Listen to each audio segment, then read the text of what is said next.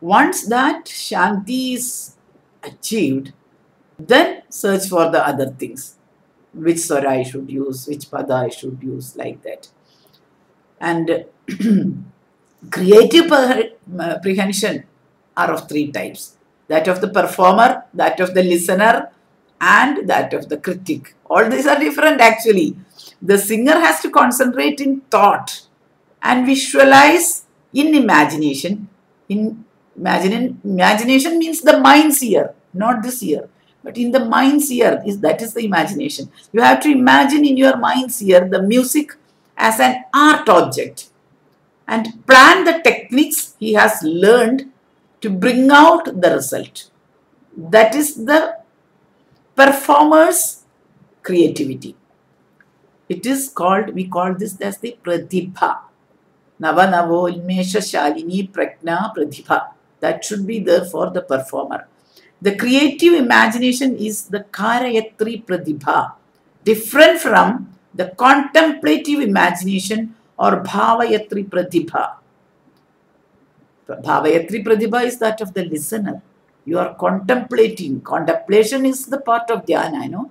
Contemplative imagination is needed. That Bhavayatri Pratibha is needed for a listener. It is also needed for the performer. To bring out that experience, he also needs that.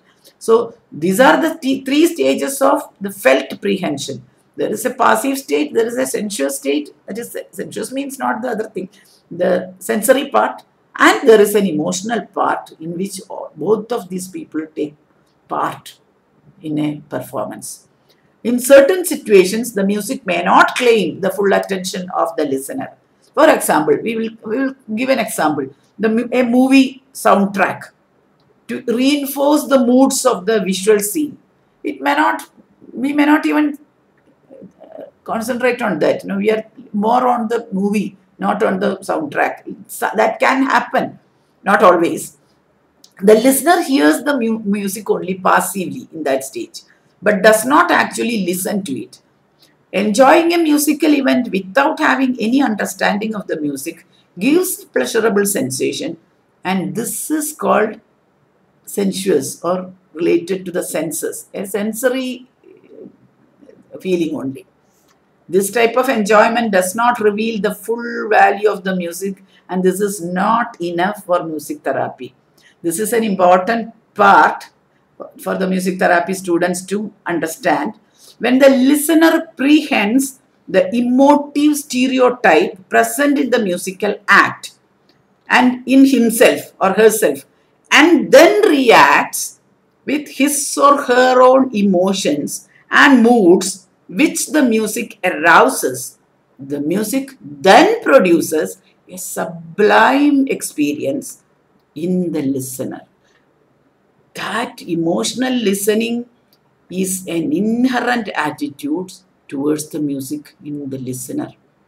It does not require intense concentration or training. Even without concentration or training, this can happen. That is why the Pashu Pakshi Sarpa even just listen. That is natural, inbuilt in you as a child. So that is there. But music as an art object is always free. And therefore, it frees the listener's mind from the stresses and strains of the personal joys and sorrows. All the stresses are taken, and the listener develops a sufficient aesthetic involvement or identification with the music so that he or she relishes a mental state of detached calm and ecstasy.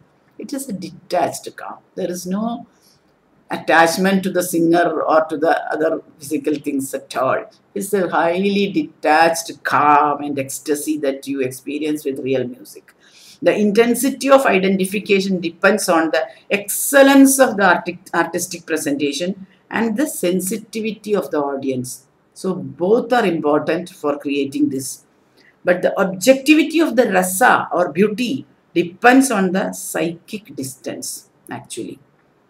Critical prehension requires a perceptive listening, which needs concentration on the music itself and sharp awareness of what is going on musically.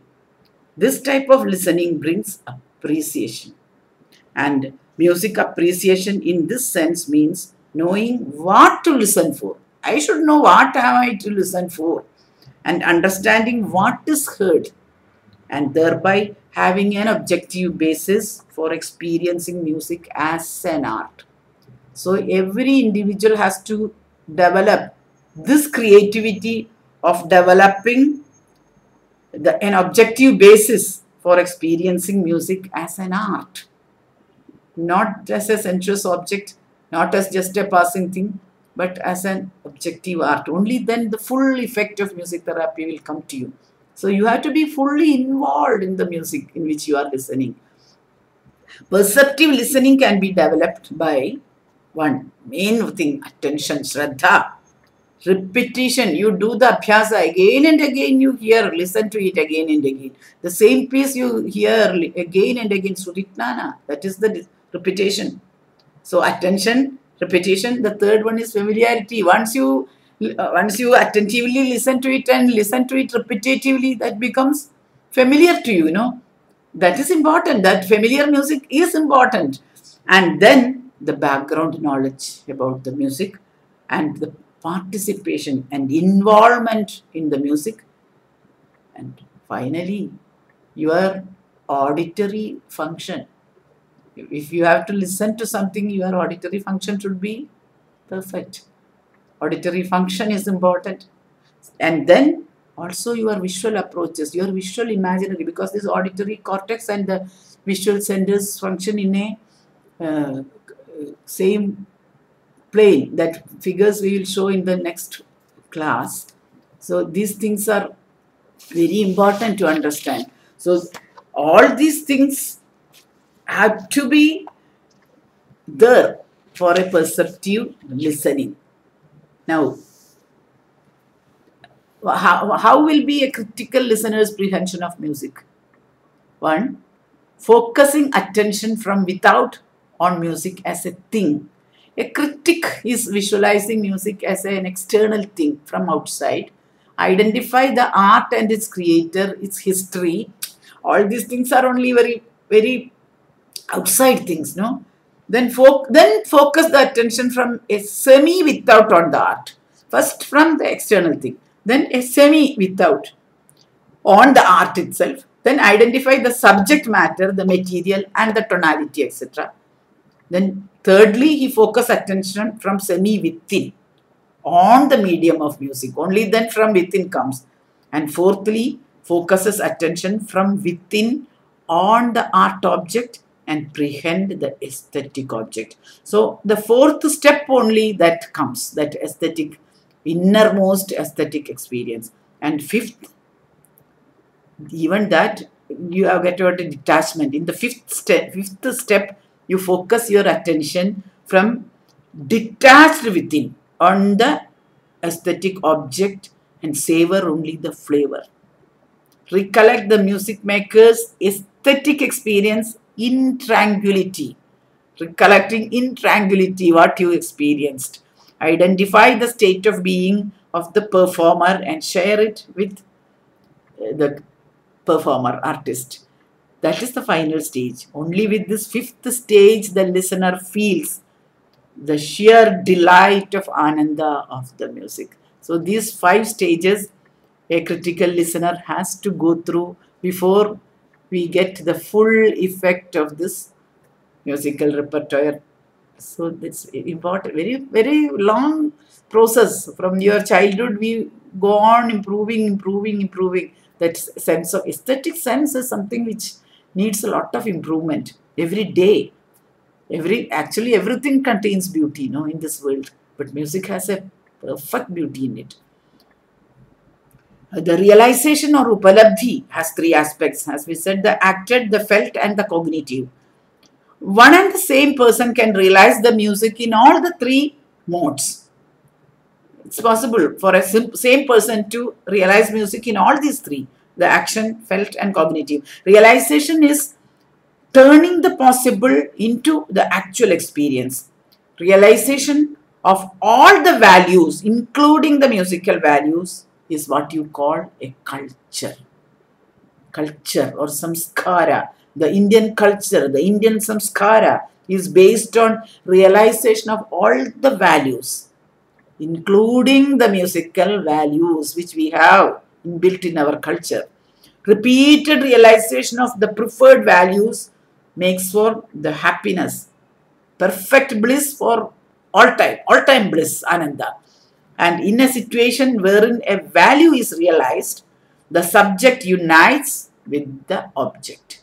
There is no difference between the subject and object in a realized state, realized value state, no difference between subject and object. The ananda of the music is arithmetically or mathematically given in the Taittiriya Upanishad, which I have already discussed in Sudha Sindhu. Anyone who is interested can read that.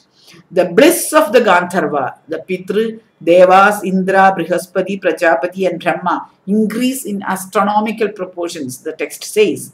Music is the Gandharva Veda. It is experienced by the Devas and the Brahmadeva on astronomical proportions, while ordinary people like us enjoy it, but to a lesser degree, because we are not seeing the astronomical proportions. But once a human being starts to find this aesthetic experience in an astronomical perspective, you are converted, you are turning into a Deva, into a Prajapati, into a Brahma, Aham Brahmasmi state. So it doesn't mean that all the people cannot achieve that state. There are people who have achieved that state. The bliss or ananda of Brahmananda or Brahmanubhava is experienced by Nadalaya Yoga. And as there is nothing to surpass that absolute bliss, it is the most desired ananda of the universe. That is why Nada Brahmam, the Brahmanubhava of the Nada Brahmam, is considered as the most aesthetic experience offered by all the 64 arts. Music is considered the top because of this. The yogic aesthetic bliss experienced by the singer and the listener, that is the creator as well as the listener, the observer, make them enjoined as one. The Brahma experience of Advaita, and this is the most beautiful part of this particular art. Without a Rasika, the musician or the music cannot exist. And without a musician and his music or her music, the Rasika also cannot exist. They become one in their involvement with music. The music, the producer or creator of music and the listener or enjoyer of music thus becomes one in a beautiful Advaita. This state of Brahmanubhava is achieved at the level of the Atman, the self, at the level of the intelligence, the buddhi, and at the level of the mind, the manas. You can have these, people can have these at different gradations separately, or all these things can jointly happen in the same person.